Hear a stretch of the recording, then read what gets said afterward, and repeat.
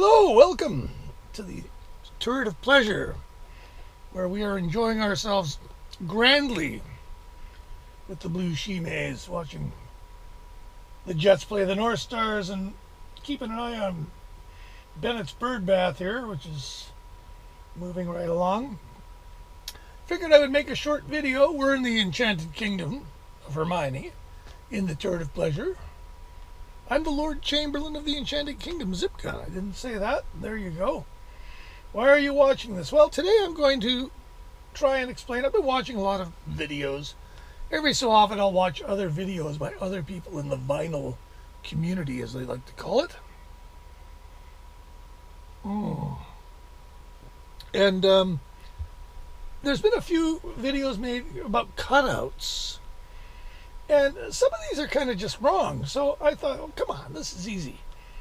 I noticed a couple of these people were from Europe. And the whole concept of the cutout record may well be considerably different there.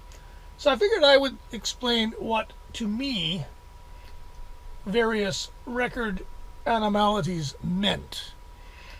And when they talk about cutout records, what we called them deletes in the old days.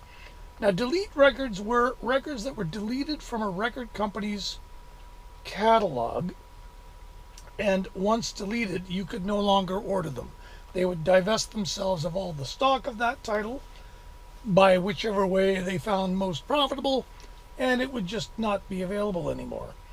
It would be a discontinued title. And often, in order to, because the record, the explanation needs to be made that by about the late 60s, certainly when I was in the record business, which was the early 80s, record companies worked on a great system because somebody came up with the concept that, if we make the record, it's stupid to have it in the warehouse because it's not going to sell there. Get it in front of the public where they might buy it. And so the idea was that you could, if as a record store, you could order stock from the record company and you would pay for it on what they called, I think it was 90 days. So you'd have 90 days to pay for that shipment. You get a shipment, $1,000. You pay it in 90 days. That gives you 90 days to make the $1,000 back on the records that you will, of course, mark up 36% of it, wherever it was. And so this encouraged record stores to carry more product. It was no risk. You could carry the whole line in a lot of big record stores, including our old favorite here in the west coast of Canada, A&B Sound. They often had the goal, at least, of carrying every title in major label catalogs. Now, because these catalogs, of course, were fluid, when a title would sort of wane, and it was not considered cost-effective to put it in, keep it in production, etc., they would delete it, as they called. And deleting it meant that they would send out a notice to all the stores that they serviced, because back in the heyday, they directly serviced stores. Even my little store I had, which was just a dinky little store, we had a direct account with WIA, and which was unusual, but we did. And so what you would do is you would say, okay, we're going to stop carrying this record. If you have any... and they had return policies. If you didn't sell a record... I'm just getting ahead of myself here. If they didn't sell the record, if you bought the record on 90 days, and at the end of... I think it was 120 days. I could be wrong here. But you had to hold on to the record for a certain number of weeks or months. And then after that, it might have been 90 days, you could send it back for a full credit. No problem. You don't have to pay for it. They give you a credit, and you could trade that credit for stuff that would sell. So it was a very efficient system. When they would delete a title, they would send out a notice saying, okay, you can't, after this particular date of the deletion notice, you won't be able to return these records for a full refund. So you got to do it now or you can't do it. So everybody would rush to go through their stock, and they would pull all the stuff that was going to get deleted. They'd send it back to the company, and they'd get a credit for it. Then the record company, in turn, will be stuck with all these records that were now no longer in their catalog, and they hadn't sold. So what are we going to do with them? Well, usually they would wholesale them off to companies that would deal in, bulk, discontinued things, liquidation world, And so a lot of companies sprang up that dealt in nothing but deleted records. Now, in order to, when the big companies would sell these deleted records, in order to make sure they didn't come back and cause them trouble in returns, they would drill a hole through the record. In the old days, it would be right through the middle of the record, which, was problematic because what if you don't get it quite right? And later, it was determined maybe we'll do it in the corner of the record because there's a better chance of success. And this was probably the most common method of deleting records. And the reason it was the most common was you could put a drill press down, you could take the whole box of the records and go and do 25 records at once. Nice and efficient way to go. Still, it required a drill press, which was a bit of a headache. Some places didn't have drill presses, so they would use a bandsaw. And this became sort of approved method maybe later, where they take the whole box of records and go an inch into the bandsaw. And same thing though, this record has been Anthony Braxton, alto saxophone improvisations. Strange, it was deleted by Clive Davis. How this came out on Arista? At any rate, so that was another method and what that means is this record cannot be returned. It does not exist. And anyway, I pulled out some examples. Now this one's good. George Clinton, There's No Justice. This one has just a little cut in the top. So don't forget, records in those days, they were in boxes and they would alternate them so they wouldn't warp. So sometimes the cut's on the top, sometimes it's on the side, Now, some records, this one, look at this. Yeah, that's a big blade. Gouge. There you go. So that's another delete. I lie. Oh, don't we all? What do we got here? Another cut. This was Flying Fish. Now, some of the little labels were kind of cute because I remember, and I can't find it. I know I've got one somewhere. Rounder used to have a sticker on their records that said, "Hi, this record was returned to us as defective.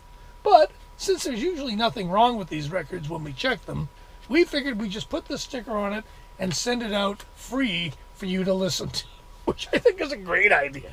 Really, really good idea. I wish I could have found it. Believe me, I looked for some of these. Now, look at this one. Again, what were they thinking? This one's a rounded cutoff. I've never seen this before. Roger Ruskin's Spear from the Bonzo Dog Band's solo record, one of two, and they put it out in America on United Artists Records. And I go, what were they thinking? Who's going to buy this? This is a really strange record. Back in the day, they just, whatever, just throw it at the wall. James Brown, nonstop, and actually, this song has Give the Bass Player Some, which is a really great throwaway. Cut off corner, look at that. Now, some of these, and again, I looked, boy did I look. Some people confuse delete hole punches, most of which are kind of raggedy ass, because they were done with a drill. That Redbone one was quite clean, so that's kind of suspicious. But there were other records you'll find in record stores, etc., with bigger, clean punches. They'll be just slightly smaller than a dime, and I could not find one. I really went out of my mind looking for it too. Those are promotional records, and promotional records are a whole different bag of fish because artists aren't paid royalties on promotional records, and promotional records are supposed to remain technically the property of the record label itself. Therefore, if they send you, for instance, this is great. So if they send you a quadraphonic copy of Everything You Know Is Wrong with an extra notch cut in the corner, this is a really weird one. And then somewhere there's a stamp on this. Yeah, there you go. Demonstration not for sale. There, you can barely see it. This was a holy grail record for me, believe it or not. There it is, the gold level quad. Anyway, this is, because it says demonstration record not for sale, theoretically, I don't own this record. It belongs to CBS Records.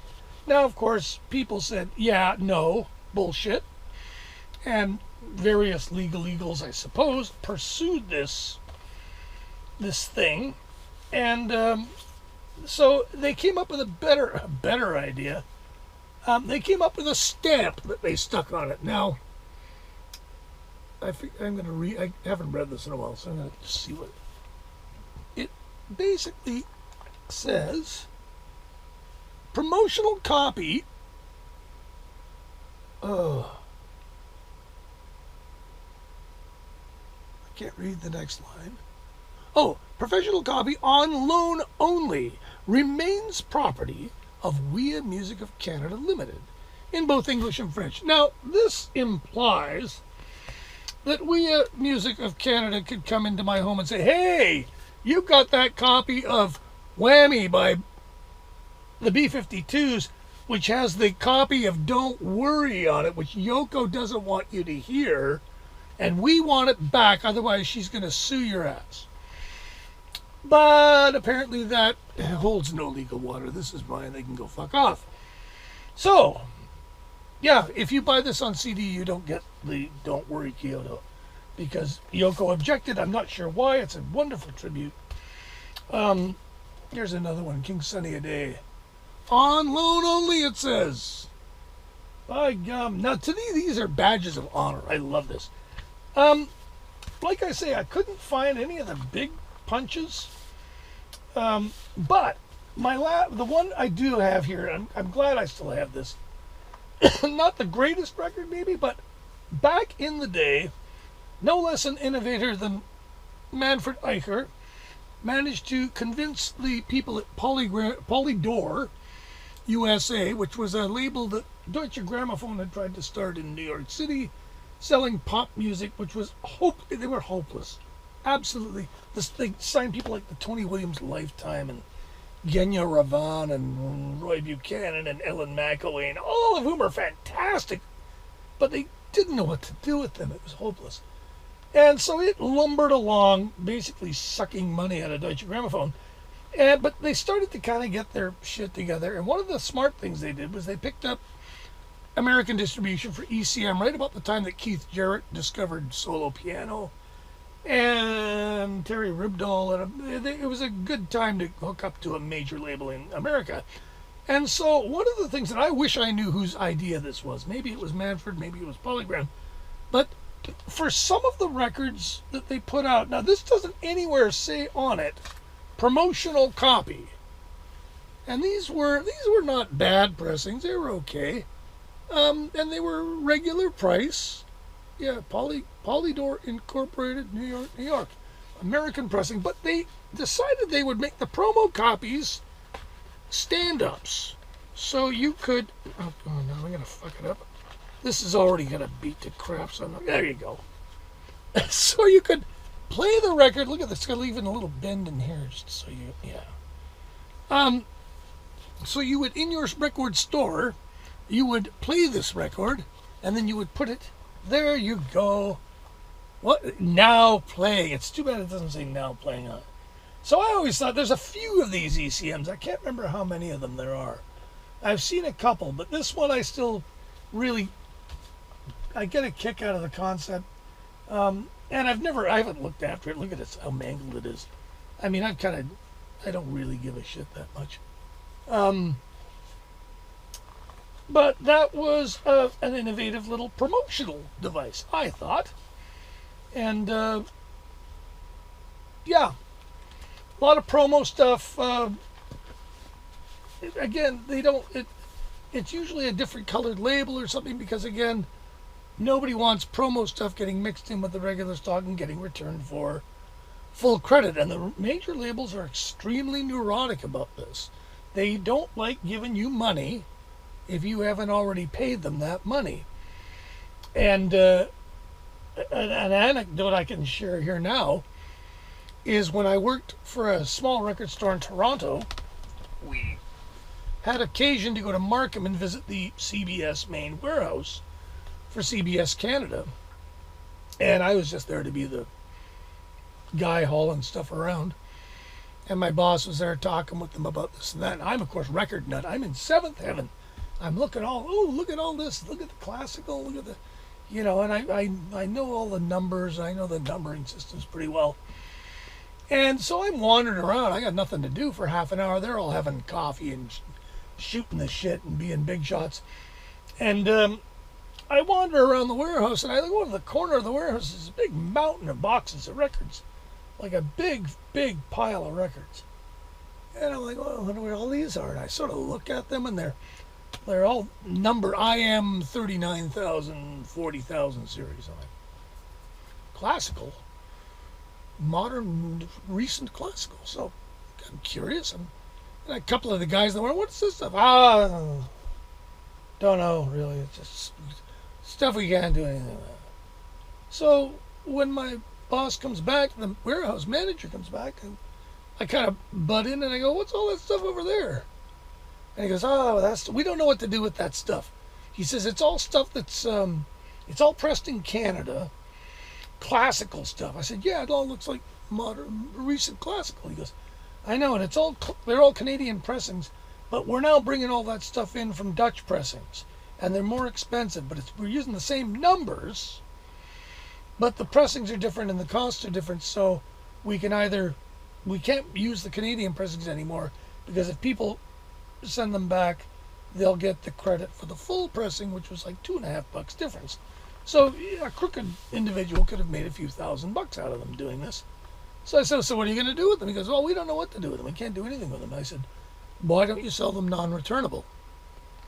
Well, they're not punched or drilled or anything. I said, well, just sell them to say us, our store, one-shot deal. We'll never return them. We don't have a classical thing with you. And so my boss sort of takes me aside. What do you think they're worth? I don't know. They're worthless to them. So anyway, we got a few thousand records for about 50 cents a piece. Sealed, not punched, not drilled, not sawed. Which I created a classical section out of it in the record store. But that was, these were paralyzed, these records, because they were so neurotic about not giving out too much money on their returns. So the record industry, a fascinating thing. If you find a record with a hole punched in it, it's probably a delete. It might be a promo. I'm not sure what the value difference is. I actually kind of prefer. I think they're more rare. So I don't know. But they're not inferior. They're usually better pressings, I would think, because they're from early runs of pressings. Yeah, anyway, I wanted to sort of put it straight because some of these videos I saw were confusing. Promotional records and delete records are similar, but not the same. Anyway, that's my little record lecture for today. Thanks for watching. And don't forget to subscribe, and we'll hit the bell. I don't even know how this stuff works. This is all the microphonic fool. I just talk into this camera. Take care of each other. Things are getting crazy. Make sure you laugh every day. And try to find some music that sustains you. I know it works for me. And we'll talk at you soon when I got more stuff to talk about. Thanks again.